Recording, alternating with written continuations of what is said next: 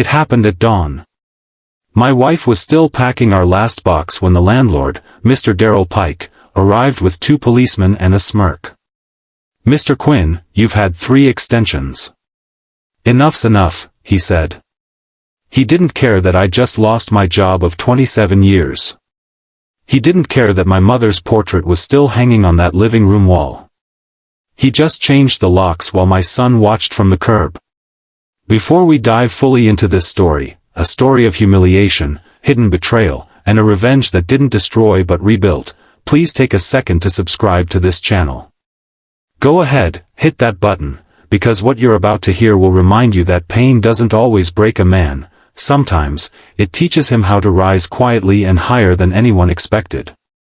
And while you're at it, drop a comment below, tell me what time it is where you are right now. Because as we unfold this journey, I want you to remember something: time moves differently for a man who's been broken and rebuilt himself.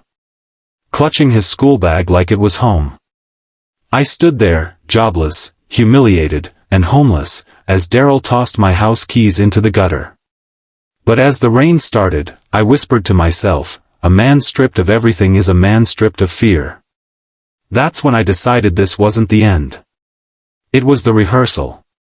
A stranger in a gray suit watched the eviction quietly from across the street and wrote something down in a small notebook. I didn't know it then, but that man would change everything. We slept in the car that night. My wife cried herself into silence. By morning, I woke up to a knock on the window. It was the man from yesterday, the one with the gray suit. "Name's Miles Acker," he said. "I saw what happened. You worked for Clydeson Manufacturing, didn't you?" My heart clenched. He knew my old company. "I used to be in acquisitions," he continued. "And I've been looking for someone who understands old systems. Meet me tomorrow. I think you're the man I need." He left a card. But what struck me most wasn't his offer. It was the address on the card, the same street I'd just been evicted from. I stared at that card for hours, turning it over in my hands. My wife asked what I was thinking. I told her the truth. "I'm thinking about going back." She didn't understand yet. Neither did I. But something in Miles's eyes had looked familiar. Desperation recognizes desperation. Miles spread out a map across a dusty kitchen counter. "This street," he said, "is undervalued. Every owner's drowning in debt except your old landlord. I'm buying it, every lot, every home. But I need someone local, someone who knows these people." I almost laughed. Me, the evicted man, helping by the street that threw me out. Miles smiled. "Irony's a good teacher, Mr. Quinn." That night, I went door to door, pretending to be a property surveyor. Every handshake was a secret. Every signature, a silent reclaiming of dignity. By the end of the week, we owned half the block. The families didn't know they were selling to me. They thought they were dealing with some faceless corporation. Mrs. Chen, who used to bring us soup when we were sick, signed without hesitation. The Rodriguez family, always friendly, handed over their papers with relief. They were drowning too. We all were. By the end of the week, Darrell Pike found out someone was buying up the neighborhood and vowed to smoke them out. Darrell cornered me outside the grocery store. "Strange things happening around here, Quinn. Rumor says someone's buying up the street. Wouldn't happen to be you, would it?" I looked him dead in the eye. "You think I could afford that, Mr. Pike?" He laughed. "You couldn't afford rent. Don't start dreaming." But what he didn't know was that same day, Miles transferred the first property deed to my name. When I went to sleep that night, I didn't dream of revenge. I dreamed of owning peace, one brick at a time. My wife held my hand in the dark. "Thaddeus," she whispered, "are you sure about this?" I wasn't. But I was sure about one thing. I was tired of running. Tired of being invisible. Tired of watching powerful men decide who deserved shelter and who deserved streets. The next morning, the city released new zoning plans. I discovered that the street's value was about to triple. Everything was about to change. I sat in the city archive room, reading a notice that made my pulse skip. The council had approved a commercial redevelopment for our entire street. The place Daryl had mocked me for renting, soon, every square foot would be worth gold. I looked up from the paper, feeling a calm I hadn't felt in months. Not rage. Not greed. Just the quiet joy of a man who finally understood timing was life's greatest revenge. I stepped outside, rain still falling, but this time, it felt like a baptism. I called Miles immediately. "Did you know about this?" I asked. His silence told me everything. "I had suspicions," he finally said. "But I needed someone I could trust before I moved." Trust. That word felt heavy coming from a stranger. But I'd learned something in my 27 years at the factory. Sometimes strangers are more honest than family. Because they have nothing to lose by telling you the truth. Daryl put up a "for sale" sign on his own property, not knowing who the buyer would be. Miles handed me a contract the size of a novel. "Once we secure the last 4 homes, we'll control the entire street," he said. "But you, Mr. Quinn, you'll be the one signing the titles." I blinked. "You're trusting me with all of it?" He smiled. "Trust isn't given. It's sensed. You've got something this city lost, conscience." As I held the pen, I thought of the day Daryl threw me out, my son watching, my wife trembling. Now, I was signing beneath my own name. But when I asked Miles where the funding came from, he said softly, "Let's just say not every angel wears white." That phrase haunted me all night.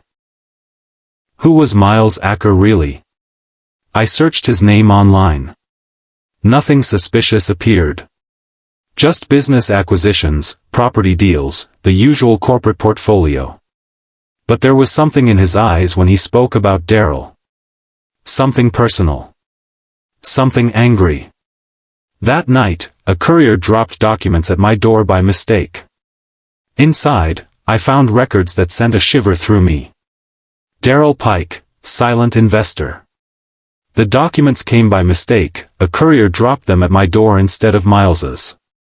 I shouldn't have opened them, but I did. Inside were records, deeds, old transfers, and one name that sent a shiver through me. Daryl Pike, silent investor. The man who humiliated me was secretly financing the same development he mocked me for joining. Why would Miles hide that? I folded the papers and placed them under my mattress. "Sometimes," I whispered, "truth doesn't need chasing. It just waits for you to stop running." But I knew the calm before the storm had just ended. My wife found me staring at the wall at 3 in the morning. "What's wrong?" she asked. I told her everything. She sat down heavily, processing it all. "So we're working for the man who threw us out?" I shook my head. "No. We're working against him. He just doesn't know it yet." The next day, I decided to confront Miles. But I discovered that Miles already knew I found the files. Miles met me at the park, feeding birds like nothing was wrong. "You found the papers," he said without turning. "Yes," I replied. "And I found Daryl Pike's name." He nodded. "Daryl owns part of this street, yes. But he's drowning in debt. I'm simply buying him out through you." "So I'm your decoy?" Miles looked at me calmly. "You're not my decoy, Thaddeus. You're my student." I didn't know whether to thank him or to walk away. But one thing became clear. This wasn't just business. It was a chessboard. And Miles had just made me his queen. We sat in silence for a long time, watching children play on the swings. Finally, Miles spoke again. "Daryl destroyed my brother 10 years ago. Same street, same eviction tactics. My brother couldn't handle the shame. He took his own life. I felt the air change between us. This wasn't about profit. It was about something much older. Pain. I discovered Daryl was about to lose his entire estate to foreclosure. I decided to intervene in a way no one expected. At the county auction, Daryl stood pale and sweating, watching his properties go up for bid. He didn't even notice me in the back row. Lot 14, the one he'd lived in for years, came up next. I raised my paddle. Once. Twice. Sold, the auctioneer called. Daryl turned just in time to see me signing the papers. Our eyes met. His mouth opened, but no sound came out. You took my roof once, I said quietly. Now I'm just returning the favor, only mine comes with interest and mercy. I didn't smile. Because this wasn't revenge anymore. It was balance. The room buzzed with whispers. People who knew us both couldn't believe what they were seeing. The evicted tenant buying the landlord's home. It sounded like fiction. But life, I was learning, writes better stories than we ever could. As I walked out, someone clapped. Then another. Soon the entire room was applauding. Not for cruelty. For justice. That night, Daryl showed up at my temporary apartment, not to fight, but to beg. He looked nothing like the man who'd laughed at me months ago. His voice cracked as he said, "Thaddeus, I've got nowhere to go. My wife left. My business is gone. I can't even pay rent." Those last two words hit me. Pay rent. Life had folded itself into a perfect irony. I poured him a cup of tea. "Sit," I said. "You're not my enemy anymore. You're my lesson." He broke down crying. And for the first time, I didn't feel triumph. I felt understanding. "Maybe," I said softly, "we both forgot that roofs and walls mean nothing without grace between them." He looked up at me with red eyes. "Why are you being kind to me?" I thought about that question for a long time. "Because," I finally said, "cruelty is easy. Anyone can do it. But mercy? That takes strength." He stayed for an hour, telling me about his failures, his debts, his regrets. When he left, he shook my hand. The next morning, I received a shocking message from Miles. "You need to choose the street or your soul." Miles's message sat on my screen like a snake coiled in silence. "You need to choose the street or your soul." I read it 3 times before understanding what he meant. He wanted me to evict the remaining families, ordinary tenants, people who reminded me of me. That was the only way to finalize the redevelopment deal. He called it necessary progress. I called it history repeating itself. For the first time, I realized revenge had disguised itself as opportunity, and I was standing on the same side of cruelty that once crushed me. "When you chase power," I whispered, "you often forget what door you started at." I couldn't do it. I wouldn't. But refusing Miles meant losing everything we'd built. My wife and I talked for hours. She held my face in her hands. "Whatever you decide," she said, "I'm with you." That night, I received an anonymous envelope under my door with a single photo inside. My wife and son meeting with Miles. My blood ran cold. What was happening? I stared at that picture until my eyes burned. My wife and son, sitting in a cafe across from Miles' acre, laughing. I felt the kind of silence that shakes, not breaks. When she returned home, I asked nothing, just brewed tea. She finally said, "Miles helped us while you were gone. He gave our son a scholarship." Her voice trembled. "We didn't want to burden you." Burden. That word cut deep. I looked out the window and said quietly, "Sometimes help wears the mask of mercy, and sometimes it wears the mask of control." I kissed her forehead, not in anger, but in understanding. But deep down, I knew Miles wasn't helping us. He was studying us. Learning our weaknesses, our pressure points, our breaking spots. That's how men like him operated. They gave with one hand and took with two. The next day, I discovered a secret meeting scheduled between Miles and Daryl at the same property that used to be my home. I had to know what they were planning. I watched from across the street as Miles and Daryl met inside my old house. Two men with different faces, but the same hunger. Daryl slammed his fist on the table. "You promised me a steak, Miles. I want my cut." Miles smirked. "You had your time, Daryl. The street belongs to those who endured it." For the first time, I saw Miles for what he truly was, not my savior, but a collector of the broken. He bought our pain wholesale and sold it back as profit. And yet, I stayed calm. A wise man doesn't interrupt deceit, I told myself. He lets it finish its own sentence. When I left, I already knew what I'd do next.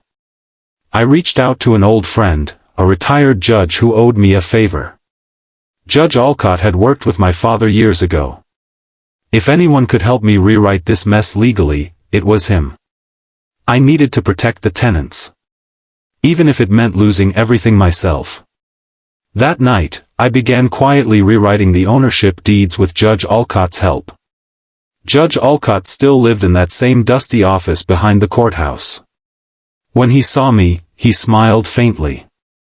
"Still fighting quiet wars, Thaddeus?" "Not wars," I said. "Just storms." I handed him the documents. "Can these properties be transferred under a trust, one that benefits the tenants instead of developers?" He looked at me, long and hard. "Do you know what you're risking?" "Peace of mind," I said simply. We stayed there till dawn, rewriting history one signature at a time. By morning, the street no longer belonged to any man. It belonged to the people who lived on it. And Miles? He didn't know, not yet. Judge Alcott warned me. "When he finds out, he'll come for you legally. Be ready." I nodded. I'd been ready since the day I was thrown out into the rain. But that night, something unexpected happened. A fire broke out on one of the properties.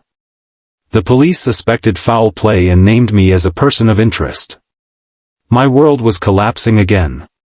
The flames reached the sky like judgment. I arrived too late, one of the abandoned houses was gone. The police found gasoline residue near the fence. "Motive?" the officer asked. "Revenge, maybe?" Revenge. That word again. I looked him dead in the eye and said, "If I wanted revenge, officer, I'd have burned my pride long ago." But inside, I knew someone had done this to frame me, to strip away the moral ground I stood on. The next morning, a message arrived on my phone. No name. Just a single line. "Fire cleans more than wood, Mr. Quinn. It cleans reputations." Miles had declared war, and this time, it wasn't over land. It was over character. My wife begged me to stop. "Thaddeus, we can walk away. Start fresh somewhere else." But I couldn't. Not when families were still depending on me. Not when justice was this close. The next day, the morning after the fire, I walked the street barefoot. The ground was still warm. Neighbors whispered, and children stared at the ashes. The morning after the fire, I walked the street barefoot. The ground was still warm. Neighbors whispered, police took notes, and children stared at the ashes that used to be someone's home. When a reporter asked for a comment, I said quietly, "Fire doesn't always start with matches. Sometimes it starts with greed." I meant Miles, of course, but part of me wondered if I'd struck the first spark by playing his game.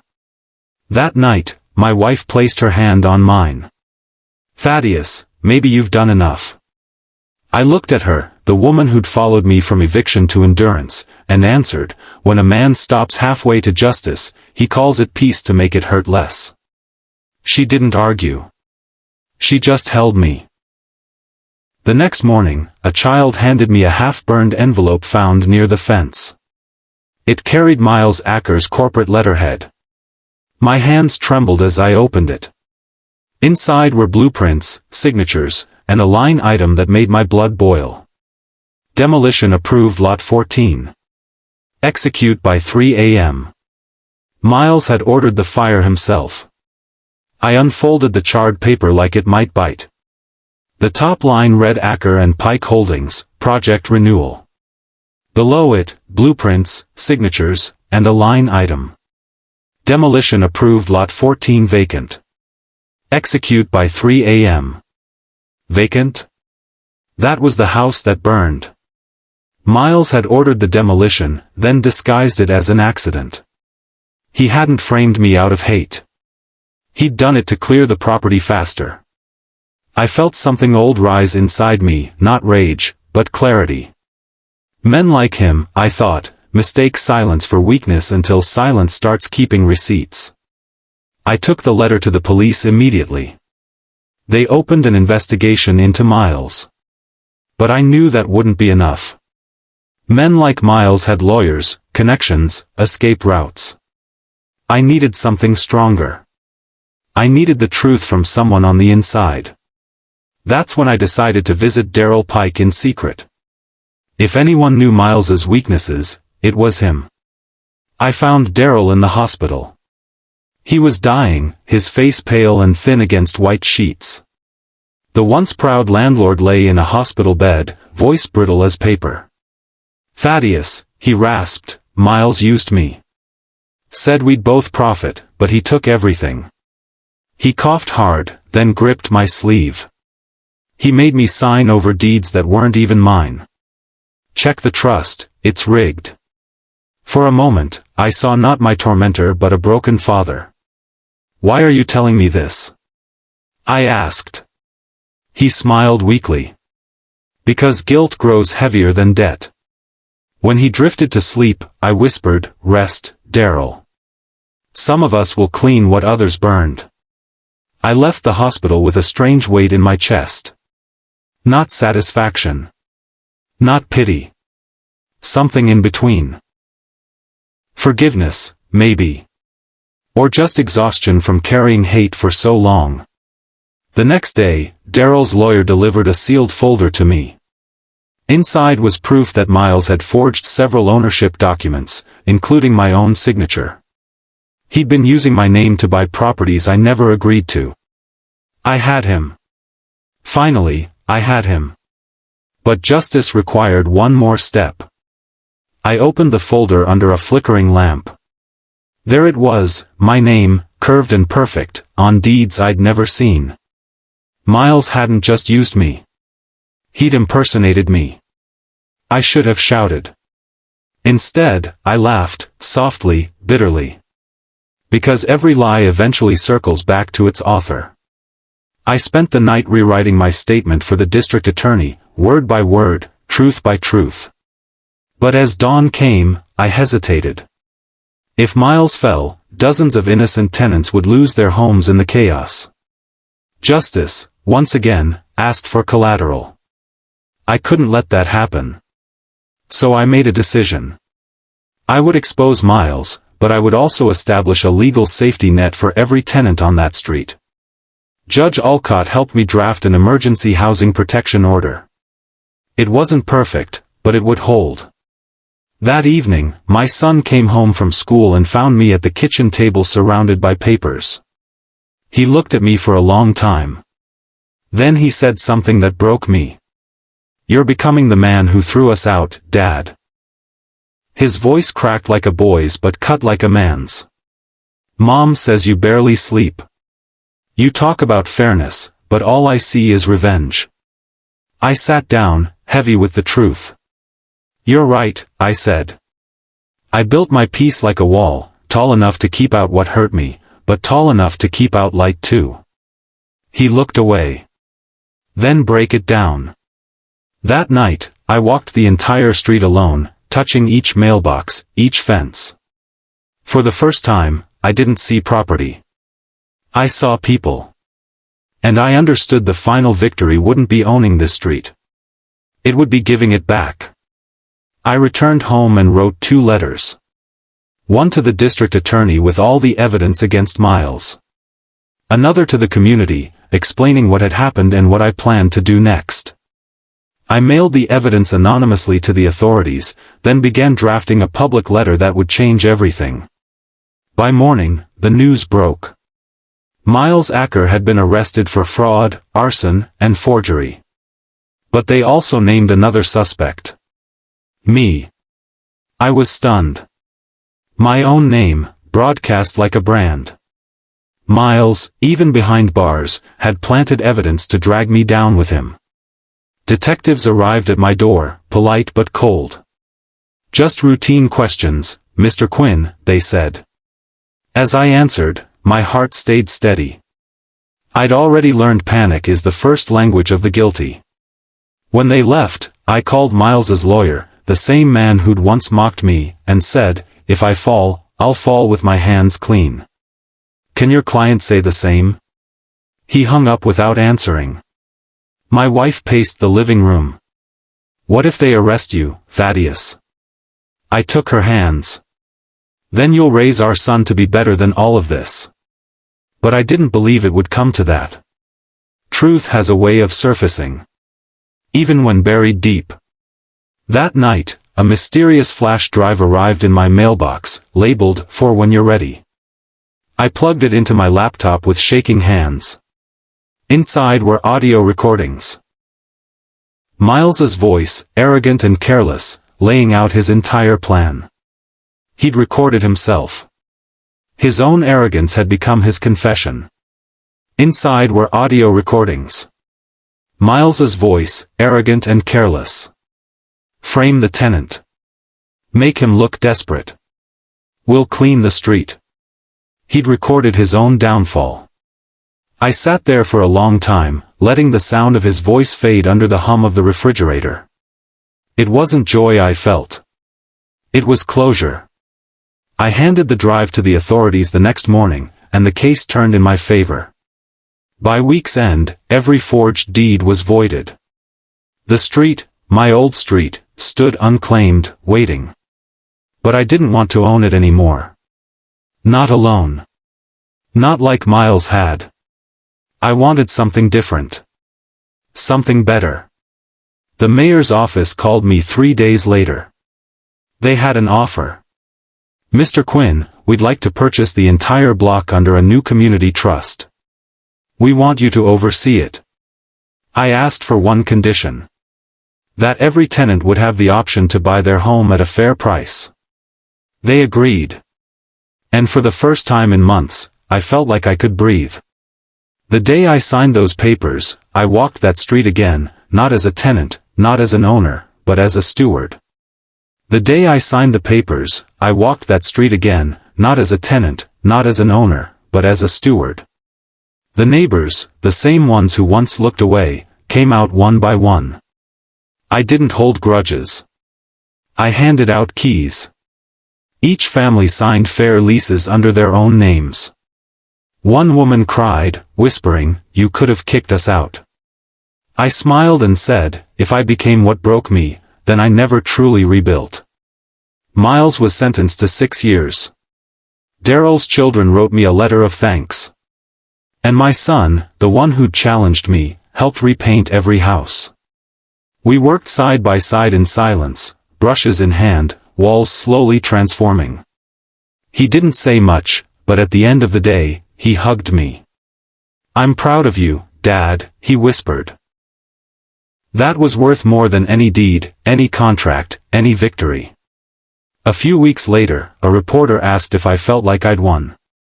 I paused for a long time before answering. Because the truth wasn't simple. It never is. I told the reporter, winning isn't when others bow. It's when you can stand without bitterness. The microphone trembled slightly in his hand. I looked into the camera and for the first time, spoke to you, the viewer. Maybe you've been pushed out too. Maybe life called you less because you had less to give. But remember, wealth isn't what you hold. It's what you can hand back without fear. I paused, smiling faintly. Don't just watch stories like mine. Learn from them. Leave a comment, share your thoughts, and subscribe if you believe in second chances. Because I've learned every ending that feels like eviction might just be the start of ownership. The interview aired that evening. By morning, messages flooded in. People from across the country sharing their own stories of loss, of eviction, of comeback. I realized my story wasn't just mine. It belonged to everyone who'd ever been thrown out and told they didn't matter. That week, the street held a celebration. Music, food, laughter. Children played where I'd once stood with my boxes and my shame. We'd come full circle. Months passed. The street thrived. Every family stayed. New businesses opened.